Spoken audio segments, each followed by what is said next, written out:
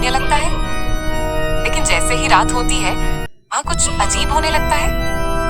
आज मैं आपको ऐसी ही एक डरावनी कहानी सुनाने जा रहा हूँ जो मुंबई की पवई झील से जुड़ी है।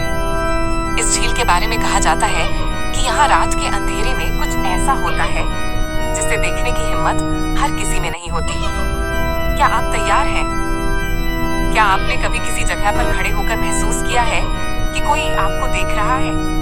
कोई जो दिखता नहीं, लेकिन उसकी मौजूदगी को आप महसूस कर सकते हैं। अगर नहीं तो इस कहानी को सुनने के बाद आपका पवई झील के बारे में सोचने का नजरिया हमेशा के लिए बदल जाएगा। पवई झील दिन में जितनी खूबसूरत लगती है, रात में उतनी ही रहस्यमयी और डरावनी हो जाती है। लोग कहते हैं कि यहाँ कुछ आत्माएं तो भटकती हैं, कुछ खोए हुए प्यार की तलाश में और कुछ बदले की आग में जलती हुई। आज की कहानी एक ऐसे जोड़े की है जिनका प्यार झील की गहराइयों में समा गया, लेकिन उनकी रूहें आज भी जिंदा हैं। पवई झील की खौफनाक प्रेम कहानी, प्यार जो मौत के बाद भी जिंदा रहा।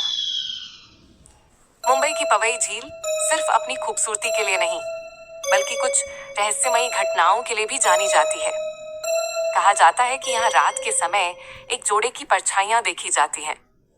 एक लड़का और एक लड़की हाथ में हाथ डाले, लेकिन जैसे ही कोई पास जाता है वे झील में कूद जाते हैं और गायब हो जाते हैं। आज मैं आपको एक सच्ची घटना पर आधारित कहानी सुनाने जा रहा हूँ, जिसे सुनकर आप भी झील के पास जाने से डरेंगे। स्कूल का मासूम प्यार। राहुल और स्नेहा दोनों पवई के एक स्कूल में पढ़ते थे। बचपन की दोस्ती कब प्यार में बदल गई, उन्हें पता ही नहीं चला। स्कूल की हर गलती पर दोनों एक दूसरे का साथ देते, एक ही छतरी में बारिश में भीगते और हर संडे पवई झील के किनारे बैठकर सपने सजाते थे।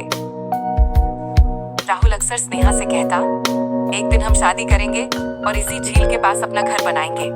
स्नेहा हंसकर कहती, हाँ, लेकिन अगर तुमने मुझे धोखा दिया तो मैं यहीं कूद जाऊंगी। वे दोनों हंसते और अपने भविष्य के सपने देखते, लेकिन किस्मत को कुछ और ही मंजूर था। एक भयानक रात। राहुल और स्नेहा 12वीं कक्षा में थे जब उनके परिवार को उनके रिश्ते के बारे में पता चला। स्नेहा के माता पिता को यह बिल्कुल पसंद नहीं आया। वे उसकी शादी कहीं और तय करना चाहते थे। उस रात जब राहुल को यह पता चला तो उसने स्नेहा को मिलने के लिए पवई झील के पास बुलाया। बारिश हो रही थी, ठंडी हवा चल रही थी और पूरी झील अंधेरे में डूबी हुई थी। जब स्नेहा आई तो वह रो रही थी। राहुल, पापा मेरी शादी जबरदस्ती करवा रहे हैं। राहुल ने उसका हाथ पकड़ा और कहा, हम भाग चलते हैं कहीं दूर। लेकिन तभी किसी ने पीछे से स्नेहा का हाथ खींच लिया। ये उसका बड़ा भाई था जो उसे जबरदस्ती घर ले जाने आया था। स्नेहा चिल्लाई, राहुल बचाओ। राहुल दौड़ा, लेकिन स्नेहा का भाई गुस्से में था। उसने राहुल को धक्का दिया और राहुल सीधे झील में गिर गया। रात के अंधेरे में बस एक चीख गूंजी, स्नेहा। झील में कोई हलचल नहीं हुई। राहुल नहीं बच पाया। स्नेहा अपने घुटनों के बल बैठकर रोने लगी। अगले ही दिन स्नेहा ने भी उसी झील में कूदकर अपनी जान दे दी। आज भी वे जिंदा हैं, लेकिन भूत बनकर। कहा जाता है कि जब भी कोई जोड़ा रात के समय झील के पास जाता है तो उन्हें एक लड़की की सफेद कपड़ों में दिखाई देती है। वह पूछती है, क्या तुम सच्चा प्यार करते हो? अगर कोई हाँ कहता है तो वह मुस्कुराकर गायब हो जाती है, लेकिन अगर कोई नहीं कहता है तो झील से किसी के रोने की आवाज आने लगती है। और कभी कभी झील से एक अदृश्य हाथ बाहर निकलकर लोगों को अपनी ओर खींच लेता है। क्या आप पवई झील के पास रात में जाने की हिम्मत करेंगे? अगर हाँ, तो अगली बार झील के पानी में झांक कर देखिएगा।